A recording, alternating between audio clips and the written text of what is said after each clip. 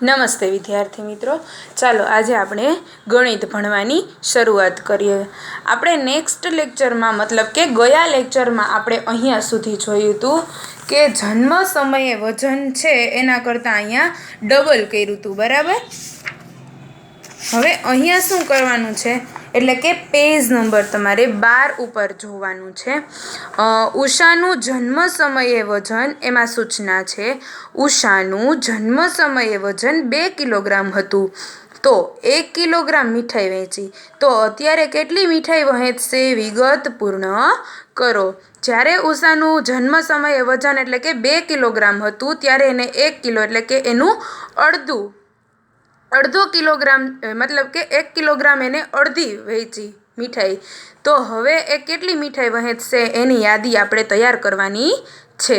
જોઈએ, ઉષાની ઉંમર જન્મ સમયે, ઉષાનું વજન 2 કિલોગ્રામ. જન્મ સમયે ઉષા જે છે એ કેટલાની હતી, વજન એનું કેટલું હતું તો કે 2 કિલોગ્રામ હતું. તો એને મીઠાઈ કેટલી વહેંચી તો 2 માંથી 1 બાદ કર્યું એટલે 1 કિલોગ્રામ એટલે કે 1 કિલો બાદ કર્યું એટલે કે એની અડધું જેટલું એનું વજન છે એનાથી અડધી એને મીઠાઈ વહેંચી એટલે 1 કિલોગ્રામ એને મીઠાઈ વહેંચી. તો જ્યારે ઉષાની ઉંમર 1 વર્ષ હોય ત્યારે ઉષાનું વજન છે એ 6 કિલોગ્રામ છે. જ્યારે એની ઉંમર એટલે કે 1 વર્ષ જ્યારે એ 1 વર્ષની થાય છે ત્યારે એનું વજન કેટલું થાય છે તો કે 6 કિલોગ્રામ થાય છે. તો ત્યારે એ કેટલી મીઠાઈ વહેંચશે તો કે 6 માંથી 3 એટલે કે એનું અડધું, 3 દુ 6 થાય તો એનું અડધું એટલે કે એ 3 કિલોગ્રામ મીઠાઈ વહેંચશે. એટલે કે 6 જે છે એને આપણે એના 2 ભાગ કરી નાખવાના એટલે કે 2 તેરીને 6. હું તમને સમજાવવા માટે કરું છું, તમારે આવું કરવાનું નથી. એટલે કે એનું અડધું કર્યું એટલે કે એને 2 વડે ભાગી નાખ્યા.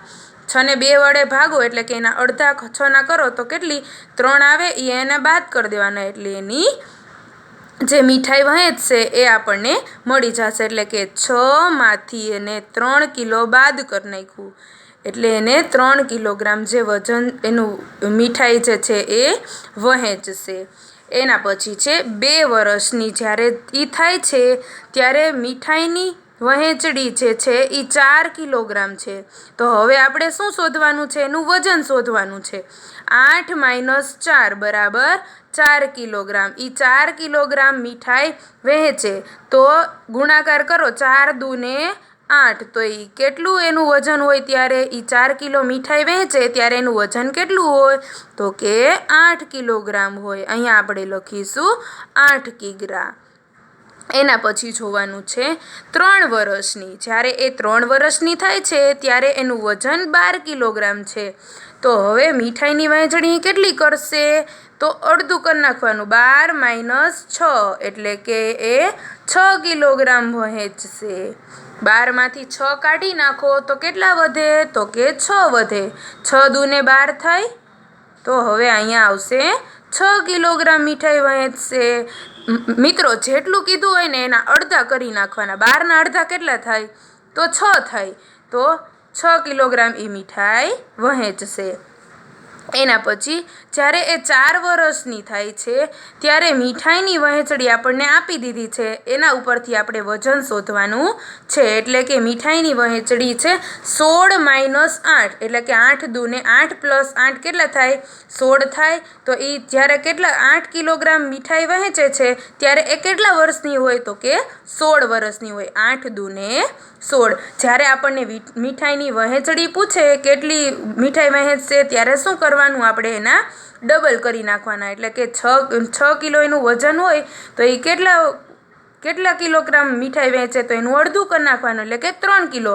હવે આપણને મીઠાઈ આપેલી છે એટલે કે એની વહેંચણી આપણને આપી દીધી છે એટલે કે 16 - 8 તો 8 કિલોગ્રામ જ્યારે મીઠાઈ વહેંચે છે ત્યારે એનું વજન કેટલું છે તો આપણે શું લખીશું તો કે 16 કિલોગ્રામ. 8 દુ ને 16 એટલે 16 કિલોગ્રામ એ વજન હશે.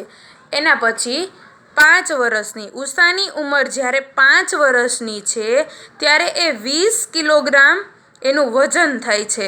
તો એ મુજબ એ મીઠાઈની વહેંચણી કેટલી કરશે તો આપણે મનમાં જ વિચારી લેવાનું. જ્યારે એનું ઉષાનું વજન 20 કિલોગ્રામ હોય છે ત્યારે મીઠાઈની વહેંચણી એના અડધા એટલે કે 20 - 10 એટલે બરાબર 10. 20ને 2 વડે ભાગો તો કેટલો જવાબ આવે છે?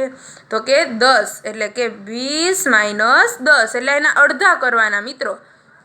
20ના અડધા કરો તો કેટલા આવે? તો કે 10 આવે. તો એ 10 કિલોગ્રામ મીઠાઈ વહેંચશે. ત્યારબાદ છે 22 કિલોગ્રામ. 22 અહીંયા તમારે લખવાનું 20 - 10. 20ના અડધા કેટલા થાય? તો કે 10 થાય. તો 10 કિલોગ્રામ મીઠાઈ વહેંચશે. પછી અહીંયા 22 કિલોગ્રામ છે બરાબર. એનું વજન આપી દીધું છે. એ 6 વર્ષની થાય છે ત્યારે એનું વજન 22 કિલોનું થાય છે. તો એ ત્યારે 22 કિલોની થાય ત્યારે કેટલી મીઠાઈ વહેંચશે? તો 22ના અડધા કેટલા થાય? તો કે 11 થાય. 11 દૂને 22 થાય. તો અહીંયા 22 - 11 એટલે બરાબર 11. જેટલું એના અડધા કરી અને એને બાદ કરી દેવાના. 22ના અડધા કેટલા થાય? એ બરાબર 11. તો એ 11 કિલો મીઠાઈની વહેંચણી કરશે. પછી 7મું છે ઉષાનું વજન. જ્યારે એ 7 વર્ષની થાય છે ત્યારે એનું વજન આપણને આપ્યું નથી એટલે કે એની મીઠાઈની વહેંચણી આપી દીધી છે 24 - 12 બરાબર 12 કિલોગ્રામ. એટલે કે જ્યારે એ 12 કિલોની થાય છે ત્યારે મીઠાઈની વહેંચણી કેટલી કરશે? એટલે 12 દૂને 24 એટલે અહીંયા આવશે 24 કિલોગ્રામ. પછી તો કે 8 વર્ષની થાય છે ત્યારે 28 કિલોગ્રામ એનું વજન થાય છે. તો મીઠાઈની વહેંચણી કેટલી કરશે? તો 28ના અડધા કેટલા થાય? 14 દૂને 28 થાય. કેટલા દૂ 28 થાય? તો કે 14 દૂને 28 થાય. તો 28 - 14 બરાબર 14. જેટલા અડધા હોય 14 દૂ 28 થાય એટલે એ 14ને 28માંથી બાદ કરી નાખો એટલે મીઠાઈની વહેંચણી આપણને મળી જાય. એટલે કે 14 કિલોગ્રામ મીઠાઈ વહેંચશે. બરાબર સમજાઈ ગયું બધાને?